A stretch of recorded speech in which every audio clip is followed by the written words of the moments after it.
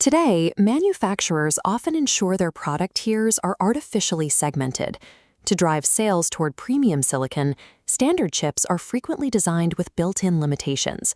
However, leaked specifications for the Snapdragon 8 Elite Gen 6, known internally as the SM8950, indicate a departure from this industry standard.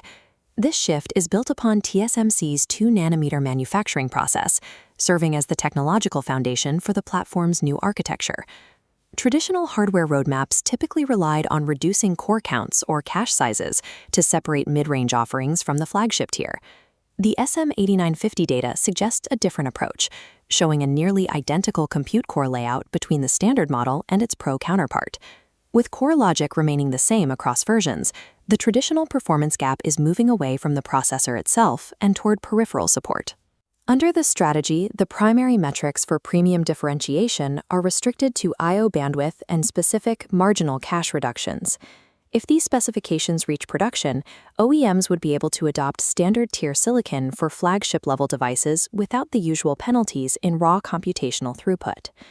To verify this, we have to look at the physical constraints and transistor scaling made possible by the TSMC 2-nanometer node. This is the die allocation for the central CPU cluster.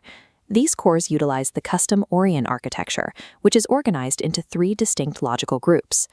The layout follows a 2+3+3 arrangement, 2 prime cores for peak tasks, 3 performance cores, and 3 efficiency cores.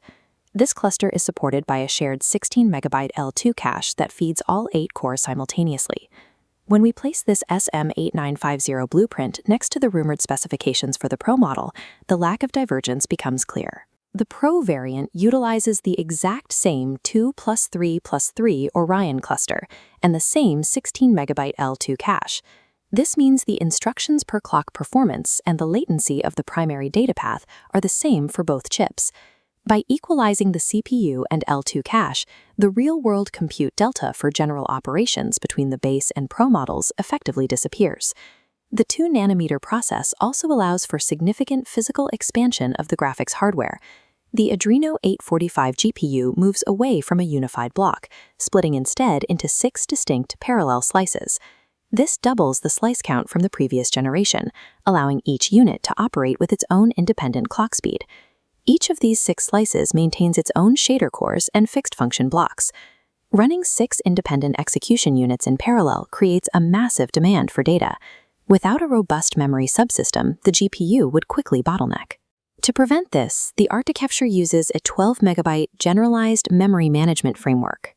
Pipelines route data from this GMEM block directly into the 6 slices. This is supplemented by a 6-megabyte system-level cache to manage additional data traffic. While running 6 slices generates intense heat, the 2-nanometer node's efficiency keeps the chip within a mobile device's thermal limits. This framework allows the standard platform to handle graphical tasks that were previously only possible on premium-tier silicon. If the core compute logic and L2 caches are identical, we have to look elsewhere to find where the Pro model actually diverges. Side-by-side comparison shows the center of the die is locked. Variations only appear at the outer edges of the silicon. The first point of divergence is the graphics cache. On the Pro model, the GMEM expands from 12 to 18 megabytes. That extra 6 megabytes allows the Pro version to cube larger assets closer to the GPU, reducing the need to pull data from slower external memory. The second difference is found in the memory standards supported by the I/O controller. The standard SM8950 is paired with LPDDR5X and the upcoming UFS 5.0 storage standard. The Pro model moves to the LPDDR6 standard, which provides a higher ceiling for peak bandwidth. Because the internal compute pipeline is the same, this bandwidth advantage only becomes visible under sustained extreme graphical loads. The performance difference is no longer about how fast the chip can process instructions, but how quickly it can saturate its external memory bandwidth. For the vast majority of daily tasks, the performance gap between the standard Gen 6 and the Pro version is non-existent. This is reflected in the throughput curves for both chips. As graphical load complexity increases, both the standard and Pro lines track identically. Because they share the same L2 cache, they stay perfectly matched through low and medium workloads. Separation only occurs at the extreme edge of the scale. This is where the Pro model's 18MB GMEM and LPDDR6 allow it to continue scaling after the base model hits its bandwidth limit.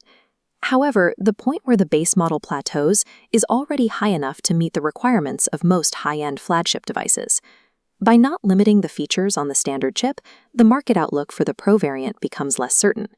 Qualcomm has shifted the responsibility of justifying a Pro device to the OEMs. They must now decide if their specific hardware can actually utilize that extra bandwidth. By establishing architectural parity on the 2nm node, Qualcomm has removed the technical floor that historically forced OEMs toward premium silicon, making peripheral support the only remaining factor for product tiering.